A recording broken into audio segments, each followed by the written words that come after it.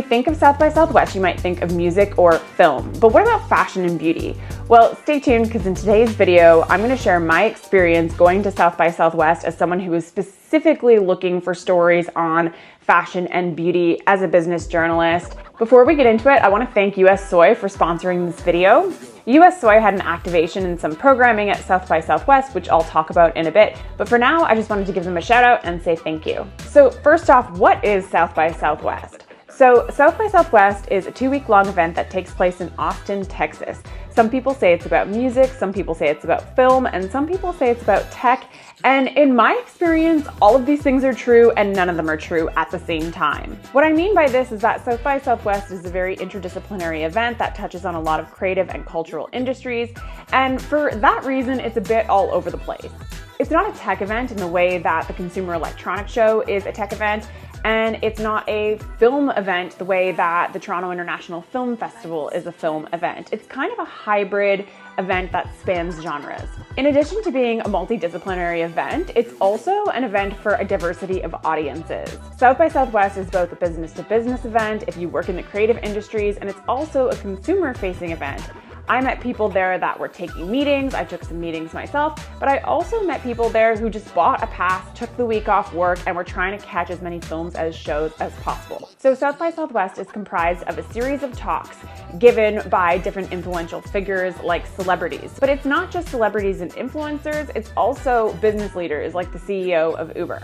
There's also an exhibition area inside the convention center where different companies set up booths and show off their startup product or even just sell their goods. In addition to the content of the festival, there's also a ton of brand activations taking place. And what I mean by that is activations happening throughout downtown Austin that may not be a part of the official programming, but are taking advantage of the 300,000 people that descend on the city each spring.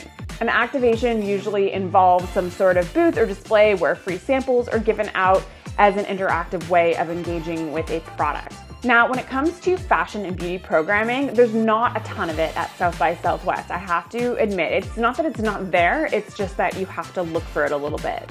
An interesting talk that took place early on in the conference was on how AI was going to change personal style. And this is a salient conversation when you consider that AI was a huge theme at South by Southwest, as it has been top of mind for many people in businesses. So this panel touched on the potentials of AI for fashion design and expression, as well as the downfalls and challenges that AI poses to compensation and artistic integrity. The panel also featured a speaker called Laura Cole, who is the founder of Shop Ari, a personal AI shopper startup that I'm really excited to look into. There were also 2 talks hosted by Vogue Business. The first one was on the importance of brand world creation, put on in partnership by Tapestry. For those who don't know, Tapestry is a global house of brands, including Coach, Kate Spade, and Stuart Weitzman. The second was a panel on using AI to predict fashion trends, and that was in collaboration with Stitch Fix. There was also a panel on fashion meets tech featuring Caroline Gingrich from Warner Music, as well as a fireside chat with Olivia Roosting, the creative director of the House of Balmain. In terms of beauty, I was surprised that there wasn't a lot of content surrounding beauty. L'Oreal did host a mixer where they gave away some free drinks and samples of some of their CeraVe products, but they did not have a very big presence at South by Southwest, especially when you compare it to the massive presence that they had at CES earlier this year. So the reason that I was at South by Southwest, and this brings us back to our sponsor, is because I was invited by US Soy. And when I say US Soy, I'm literally talking about the organization representing soy farmers in the US. And so you may be wondering, why are soy farmers at South by Southwest? And the reason is that US Soy and soy farmers have a vested interest in showing how their product, soybeans, shows up in culture in ways far beyond food. And South by Southwest was an interesting platform for them to do that. So towards this end, US Soy hosted 2 panels on how soy shows up in culture. The first panel was focused on fashion and beauty and featured a conversation moderated by Michigan soy farmer Carla Schultz. I had the opportunity of interviewing Carla ahead of the event for my podcast, the Electric Runaway Podcast, to learn all about how soy is powering everything from cosmetics to fabrics. And if you're interested in that conversation, I'll leave the link to the podcast below.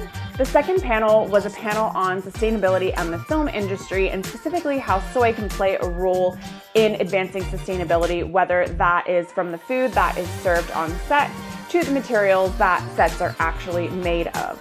After this, US Soy hosted a soy soiree where they served up a variety of soy-based or soy-fed snacks, including signature soy drink. All in all, I think that there is a tremendous opportunity for there to be a bigger fashion and beauty footprint at South by Southwest, and I look forward to future collaborations in this area that make it more of a focus of this festival. So that's it for today's video. Thank you so much for tuning in. Once again, thank you to our sponsor, US Soy, and we'll see you next time.